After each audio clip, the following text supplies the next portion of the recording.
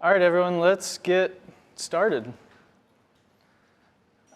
So back in 2018, our team went to NewSpring Church to meet with NewSpring, Willow Creek, and Christ Fellowship to do some design and innovation work for a project that would become a mobile app project called Apollos. We brought this concept to the table called design thinking, which is kind of this approach that Google and a lot of tech companies use to help innovate and design new digital projects. Not everyone was on board with this concept. It's kind of different. It's kind of unique. Actually, I'm calling Frank Grand out. He was there at NewSpring. So yeah, Frank was there. He works for NewSpring. Tell us what you thought about it when you first got into the workshop. Yeah, so we'd only heard a little bit, and I did a little bit of Googling around what design thinking and workshops were. I don't know if you glance under your chair, but started seeing these things it's a bunch of sticky notes, and we spend all this time talking and drawing pictures. And I remember thinking this was going to be the stupidest thing we've ever had to pay a good amount of money to get someone to help us through. But I don't know if you want to get, but yeah, go ahead. And through the course of 2 days, I was amazed at the unity that the process drew. 3 different churches. I think it was 16 people, which I think is a larger group than normal, but it was 16 people aligning around what we wanted to do with an app project. I was blown away. I left the room that day thinking we absolutely had to integrate design thinking into our process at NewSpring. So we've done a lot of work to try to build a lot of the concepts that I'm assuming you're going to talk about into our innovation process. And so, yeah, I was definitely skeptical and did not think drawing pictures and sticky notes and talking about things would accomplish anything. But it was great. Yeah, thanks, Frank. No, it's fun having you here in the room. So I should introduce myself. My name's Austin Smith. I work with the Apollos Project. We work with churches across the country to build digital products, mobile apps, TV apps primarily, that help people connect every day of the week in a more personalized discipleship experience. But before we build any new digital product, we've learned the hard way that it's really important to get the team and especially the leaders aligned on your digital strategy. Your leaders that we're talking today about calling your lions. And so that's what we're going to talk about today. I want to actually give you guys some tools in this session. We're going to do even a little bit of work in this session and gain some tools, some ideas, some concepts that then you can take back to your church to help you guys gain alignment on digital strategy. And just to let you know, I really wanted to be here because I left my house 4 a.m. yesterday. My first flight got canceled. And then I flew to LA to Chicago. Chicago to South Bend got canceled. So I rented a car in Chicago, got in about 2:30 last night. And anyone that stayed in the Holiday Inn knows that the fire alarm went off at about 5 a.m. So if I talk a little fast, it's caffeine and adrenaline. And if I was a little more Pentecostal, charismatic in this crew, then I'd say the devil was keeping me back from coming here. But the Lord has a message for you all today, so. But that's probably not the right audience. So we're going to talk about digital instead. So digital decisions can be tough. Here are a few challenges as we're working with churches around the nation. Here are a few challenges that we hear churches wrestling with. First one, we need a new website. I think every church we talk to is either wants a new website, hates their website, just built a new website, is planning to build a new website. And, maybe you do need a new website, but our first question is usually, well, why? Right?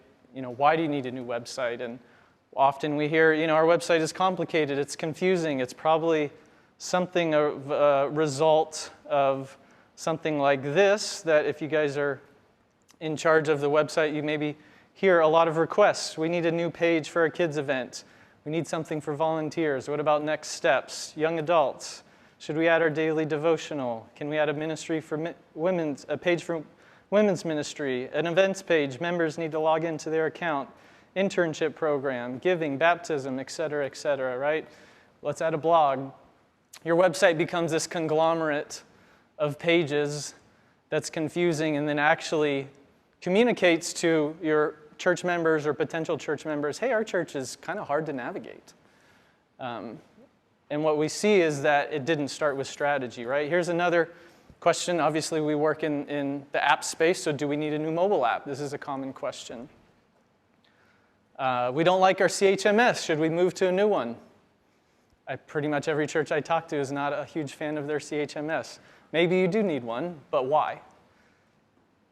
And then really a lot of this comes down to whether a church is willing to admit this or not, this question of what is our digital strategy, right? We struggle to make decisions on new digital projects, and when we do, things are slow because the team is not aligned.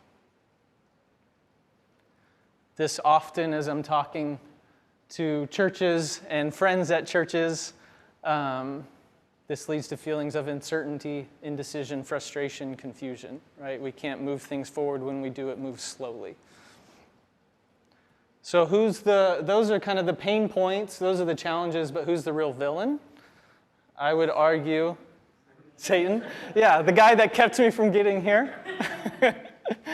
We can shift gears if you guys want. I spend most of my time preaching in Africa, so we can change gears. Distraction, right? So distraction. Teams are focused on day-to-day tasks and do not make enough time for deep strategic thinking together. Another way of talking about this is noise, right? Too many voices trying to solve so many problems. The tyranny of the urgent takes over, and you don't actually have the time to have deep strategic thinking, so you're just constantly adding a new page. What's the solution? What we've seen is the solution is to take time to write down and create visuals for your strategic plan. And so if you'll take the time to actually get in a room together, to write down a strategic plan, and then to create visuals to support that strategic plan, I would argue if you take that time to put a digital strategy in writing, you'll make more confident decisions and build more effective digital products.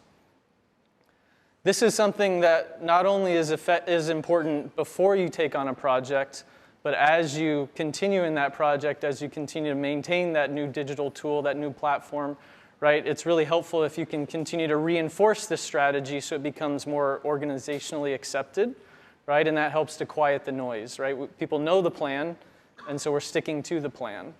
And so you're just less likely to get requests for all these new features, all these new needs, because everyone is already aligned on this is the plan for the next year, for the next 2 years. These are the things that we said were our priorities. If not, right, distraction, noise wins, takes over. So quick poll, we'll just kind of make this show of hands.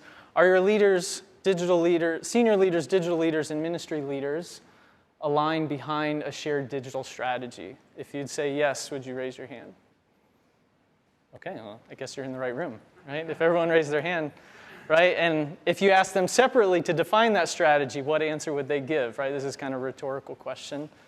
Or does it feel something more like this? Trying to align your leaders behind a digital strategy. This man right here is my great-grandfather. He's the first cat herder in our family. Herding cats. Don't let anybody tell you it's easy. Anybody can herd cattle. Holding together 10,000 half-wild short hairs, well, that's another thing altogether. Being a cat herder is probably about the toughest thing I think I've ever done. I got this one this morning, right here. And if you look at his face, it's just ripped to shreds, you know? You see the movies, you hear the stories, I'm living a dream. Not everyone can do what we do. I wouldn't do nothing else. It ain't an easy job, but when you bring a herd into town and you ain't lost a one of them, ain't a feeling like it in the world.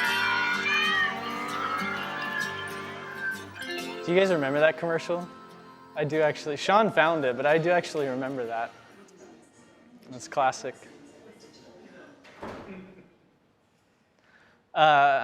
So we sent out a survey to everyone and was just hoping to get some input. Here's kind of the results that we got back as we were asking folks that are attending this conference, like how they're seeing their digital strategy at their church. So what we got back was 54% responded that they're not confident that they have a clear digital strategy. So more than half the churches here say, we don't really have a clear digital strategy. When we asked people to rate from a scale of 1 to 10, how aligned is your staff on the key jobs to be done by each of your digital tools, we got 6.4 out of 10 was the average, which if you're in school, that's a D, so that's really not that good. And then 44% said that they don't actually have a strategy for walking people through a discipleship pathway. What we want to talk about today are the 3 essential elements to an effective digital strategy. So if we could boil this down into 3 elements, it would be this. First one is to align on the problems to be solved, not the solutions, right? If you guys are in the IT space, in the solution space, you probably get senior leaders coming to you saying, hey, this is the thing we want to do, go do it, right? This is the solution. And if you were to take a step back and say, well, why? What's the problem we're trying to solve, right? They may not actually have an answer. Second one is to define the target audience for each problem. So who are we trying to help, right? Especially if we're building digital products to help our members, to help our church community. Who are we trying to help? What problem are we trying to solve for them? And then decide the key job to be done by each digital platform. So what is your mobile app best at doing? What is your website best at doing? Can you start to actually delineate between which tool can do each job better? This is just another way to kind of visualize it, right? If you can have the problem, the audience, and the platform, and you can bring all those together, then you can create a really effective digital product. So the process that we run has 3 parts when we lead churches through like a digital strategy workshop or before we go into development. It's 3 parts: define, de-risk, deliver. We're going to really focus today on define. We'll talk a little bit about de-risk, but define and de-risk are really where you start to get into the strategy of a product. Deliver is obviously when you actually go build it. So define, we start with a pre-development strategy workshop. And this is something that obviously we facilitate, but something that if you can get all people on your leadership team, your key stakeholders, your lions in a room, you guys could walk through this yourselves. And that is what's important is first you want to round up your lions, right? And often you have a lot of different opinions in the room. Frank was probably that one over there. Right? You've got people with, you probably have someone who's championing the project or at least the need for strategy. That's awesome. We need someone like that. But then you're going to have someone there who doesn't even know why you need digital solutions. Someone that thinks that design thinking is stupid. Stakeholders that maybe say, hey, I've got all these needs for my ministry that I want to bring to the table. Right? Everyone has different priorities, and it can feel like herding cats. But by the end, our job is to actually have alignment. So that's step 1. Step 2 is to choose a decider. And this is really important because this person helps us get unstuck if we get stuck, right? Usually you have brainstorming and idea creation that's really great for generating ideas, but nothing actually gets done. Or you have just the strongest personality in the room makes the decision and everyone goes along. We want to bring those 2 together. So we want to bring those ideas to the table, bring the voices to the table, but then still have someone that can be a decider to say, okay, we're going to go with this as everyone's had their input. Often the most senior person in the room, or maybe just the person that you know is going to have responsibility to lead the project. And then we start to go through a series of exercises. So here's a few examples. And this is an engagement mapping exercise that we're actually going to go through today. So you've got different phases. You might use different language like attract, get, keep, grow, multiply, the phases that someone would go through, the stages they would go through as they engage with your church. We start to put sticky notes along this continuum to say, okay, where is your mobile app functioning? Where's your website functioning? Right? And then we start to use that to facilitate discussion and voting. So we'll talk more about this. This is another example, same idea. This church had a very specific discipleship path. So we actually used theirs, but did the same thing, posting different sticky notes of different tools, going through some voting. This is called a lightning demo. This is a great way to help people get all their kind of creative ideas out there when we start to think about generating new solutions, new products. And so you can actually have folks share digital experiences and user experiences that they like from other churches, from other ministries, even from secular organizations. I like how the Starbucks app does this. I like how the Chick-fil-A app does this. I like how this church home website does this, right? And you can actually bring those ideas to the table and help to kind of brainstorm new solutions. And then we've got the sailboat exercise. This is really a powerful exercise. I want to make sure you guys can see it. Yeah, okay. You'll have a sheet of paper that we're actually going to work on this together. But this helps facilitate honest conversation about what's pushing us forward as an organization and what's holding us back. So the things above the waterline are moving us forward, right? The things below the waterline are that anchor that's holding us back. And as your team can post sticky notes, as we just kind of open up the floor for the team to post sticky notes on what's moving us forward, what's moving us back, it really facilitates honest conversation, right? And kind of democratizes the process so that everyone's voice can be heard, and we can really talk about, hey, what's moving us forward, what's holding us back, but then we can also then have a decider decide on the top 3 problems that we want to solve, the things that are holding us back. So actually, you guys didn't know that you were in school today, but I promise there's no pass, fail. It's all on your own. We're going to go through a couple exercises. I figured rather than me talk the whole time, we could actually practice a little bit. So if you want to grab your clipboards below you, and what I'm going to have you do, obviously we don't have sticky notes, as you can kind of see, but what I'm going to have you do is I want you to start with the top above the water line and ask yourself, what's moving us forward as an organization? Right? What are our strengths is another way to think about this. What are the things that are propelling us forward? And you can use shorthand, you can use abbreviations, whatever's easiest to fit it onto the sheet. But above the water line, just go ahead and write those phrases, those terms, draw a little box around it. Okay, that'll be our sticky note for today. And we're just going to take like 4 minutes and start with the things that are above the water line. Does that make sense? Any questions there? And this can be digital or not, right? We'll get into digital focus here in a little bit, but this can be really anything that you see moving your church, your organization forward. All right, y'all, if you haven't already, let's shift to below the water line. And so these are the things holding us back as an organization, right? Some questions you might ask, how's your overall ministry strategy? What about your digital strategy? What are some of your biggest frustrations? How's attendance? How's giving? Does your church have a compelling mission? So things holding us back as an organization, go ahead and put those below the water line. Okay, as you guys are finishing up, we'll shift into the second part of this exercise, so feel free to write more if you want to. But you can imagine now if this was your whole team, say 8 people in a room, right, your key lions, stakeholders, everyone would be putting stickies on the board, right? Everything that you wrote, everyone would have their input on the same board as well. So then we would move into a time of voting. So let's start with that green marker. And I want you're going to be the voter and the final decider, right? Because no one else on your team can cast a vote. But I want you to take a green marker and you can do a circle or place a green dot on the 3 greatest strengths of your organization. It's always nice to start with some positive, right? And say, okay, these are the things that we're really good at. So if you could rank or at least choose your top 3 strengths, go ahead and put a green dot or a green circle around your top 3 strengths, things that are moving you forward. And then once you do that, once you're finished with that, then we'll shift and you're going to grab the red marker and you're going to choose the top 3 things holding you back. So these are the things that if we could remove these anchors that are slowing us down, this would have the biggest impact on our church. You guys good?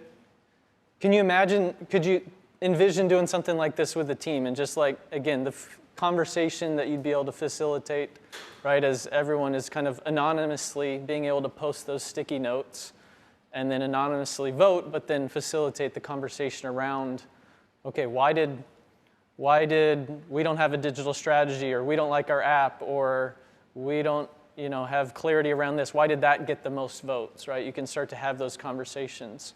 From there, we're going to shift into the second exercise, so you can go actually to the blank sheet of paper first. This has really been probably the most impactful exercise that we've done with churches. So on a blank sheet of paper, first thing you're going to do is just brainstorm, just list out all your current digital tools, right? And this could be things like Facebook, Instagram, your website, your groups finder that's on your website, other social media, your mobile app, if you have multiple mobile apps, if you have multiple websites, your music, right? Any of those kind of digital tools that people are interacting with as they connect with your church. I just want you to, basically, we're just trying to get those all down on paper, okay? And if you still have more, you can keep writing, because what we're going to do next is actually we're going to shift those tool names onto the engagement map. So that's your last sheet of paper. And I want you to basically transfer those names onto that engagement map where that tool is currently functioning, right? So we've got attract, get, keep, grow, multiply, right? Attract, they discover your church for the first time, right? Get, they try for the first time a service, whether that's in person or online. Keep, they say, this is going to be my home, right? Grow, they're growing in faith. Multiply, they're becoming a leader and leading others, right? So I want you to just take those tools and post them, put a draw box around them along this continuum where that tool is currently functioning. So not necessarily where you think it should work, but how is it being used right now? So next part is going to be the voting. Again, if you guys were in a group, then you'd have lots of people voting with their red dot. But what we want to ask here in this round of voting is ask yourself which of these tools needs the most attention and or is not being used in the optimal place, right? So which of these digital tools would you say, hey, this thing really needs help, we need a new one, a better one, or we're not using it in the right place, right? It's not being effective, we're trying to do this with it and it's not working well. So you got to narrow this down to the top 3. If you could only fix 3 digital tools, experiences, what would be those top 3? And just place a little red dot around or next to those top 3 tools needing the most attention. We're going to shift now talking about the different areas, the different phases, right? So attract, get, keep, grow, multiply, right? Moving from awareness of your church to becoming a real contributor. We're going to ask this question: which of the different phases need the most attention over the next 2 years? So for the next 2 years, you only have so much time, money, investment. If you could say, we need to help digitally attract more people. Digitally, we need to help people grow better. We don't have a good way to help people grow. We don't have a good way to help people become leaders and multiply, right? If you could just only invest in 2 areas, select those top 2, and just put a good red circle around the top 2 needing the most investment over these next 2 years. And then normally we would probably actually have 3 phases because we do a lot of voting. We'd be able to rank those, and then we'd have the decider actually prioritize. So we'll still do some prioritization. So between those 2 that you circled, those 2 phases, whether that's attract or keep or grow, put a 1 and a 2 next to the top priority and the second priority if you had to choose and put those in order. Of, okay, we want to help people multiply over these next 2 years. That's what we need the most investment in digitally. Making sense? Could you see walking through this with people on your team and again, having that input to kind of facilitate those conversations? Where this leads then is we can have a conversation to say, okay, we as a team said we want to help people grow. We need a better way to help people grow digitally, or we need a better way to attract people digitally. Well, then that leads us to, okay, what's the best tool for that, right? What's the best tool to help people grow? What's the best tool to attract people? Okay, then that should be a high priority on what we invest in and what we build out and what we improve. So the next part from there is de-risk. I mentioned define, de-risk, deliver, right? So this is where we want to make sure the team has shared vision and buy-in, right? And how do we get that? Well, it's really 3 parts. Okay, a vision, roadmap, prototype, and pitch. And so this is how we take those results from the exercises you just did and quite a few others, and then really bring that back into a vision that we can share with leadership, keep the team aligned with that vision. So vision roadmap communicates the now, the next, and the future. A prototype is a version of the idea that can be quickly tested, so different ways to kind of build out a prototype of something without putting development code behind it. And then lastly, it can actually be really helpful if you think about like you're operating like a startup, using startup principles to create a pitch deck to then pitch that idea back to leadership and say, hey, this is the alignment that we all had, here are the ideas, and here's the pitch deck. So the vision roadmap, like I mentioned, communicates important elements of the solution, shows the grand vision, so it helps with buy-in from leadership. If they can see it, they're more likely to really be bought in. Communicates where we're going to start and why. So with any digital project, right, where you're starting and where you finish are 2 different things, right? And often, I know a lot of churches have like a principle, kind of a core value of like excellence, which is great. And we see in the digital space that sometimes that holds you back from actually getting started, right? You don't know how effective something's going to be until you get it into someone's hands and you can iterate on that. So if we have that vision roadmap, we can say, hey, this is where we're starting, but this is where we're going, right? And then we can use throughout the project to maintain alignment and focus. So some examples of vision roadmaps. This was a project that we did for Christ Fellowship, focusing on groups. So a digital groups experience. This is, I know it's kind of small, kind of harder to see. This was a church up in Minnesota, River Valley Church. Again, just kind of breaking down the different elements that we were going to focus on. And then this was a church that we worked with to really help kind of clarify their strategy on what was going to be now, next, and later, right? So we did all that voting, and we landed on, oh, okay, we need a tool to help people grow digitally. And they felt like a mobile app was going to be the most effective tool for that, right? They wanted to attract more people, and we saw some easy wins with a website concierge service, is what they called it, to help new guests online figure out how they want to curate their first experience at the church, right? And then we saw, later they knew they needed a new website, but they realized, oh, these other things are actually higher priority. So we were able to get alignment and then create visuals behind that alignment to show the team and the leadership where they were going. The second part is a prototype. And so this is a way to test an idea at any level of fidelity that you want. So whether you have designers that can really build out designs for a prototype, it's really used to get a feel for what may or may not work. And so you don't want to spend too much time on this. This is really just de-risking, which means you're trying to fail early and not delaying in getting the product built. If anyone wants to see an example of what we do in terms of prototypes, I can show you after, right? And how you can build something. We use Figma or FigJam to build out design prototypes that you can actually click through and see, oh, this is what the website would look like. This is what the app would look like before we actually put code behind it. Lastly is the pitch. So we think of this like an investor pitch deck for a startup. You include elements from the vision roadmap and the prototype. It's really your chance to convince leadership of why we should do this. Hopefully you had leadership in the room for that process, but now you're bringing those results back to them and saying, here's the vision roadmap, here's a prototype for this, right? And you're pitching it to them to really get that buy-in. And then it can be used to reference later to really maintain alignment and focus. I remember one church, actually it was this one here, Celebration in Austin. We were talking to them about a new website. This was, a year and a half after that strategy.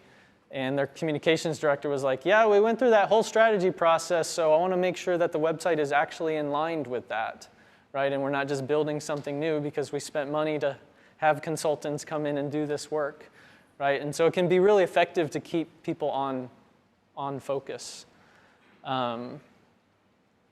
Create pitch decks. And then really, the goal is strategic alignment, and shared vision. So these are some of the comments that we hear, or hopefully hear. I think about there's a church down in Florida that we worked with, went through some strategy workshops together. Their senior pastor was kind of a good old boy that just preached the gospel, but he was there on the workshop, and big church, and he just had this gift of preaching. He had no use for digital, right? It was just like, I just want to preach and glorify Jesus, and that's all I care about. Why am I here? Right? And I'll never forget Sean. You remember this? Sean was in the workshop, and he was talking about, they have this insider language where they talk about rescuing people and being a part of the rescue team. And we started talking about that in context of digital, right? And how we could help facilitate someone acknowledging that they had been rescued, that they had given their life to Christ, and then being able to then become part of the rescue team and lead others.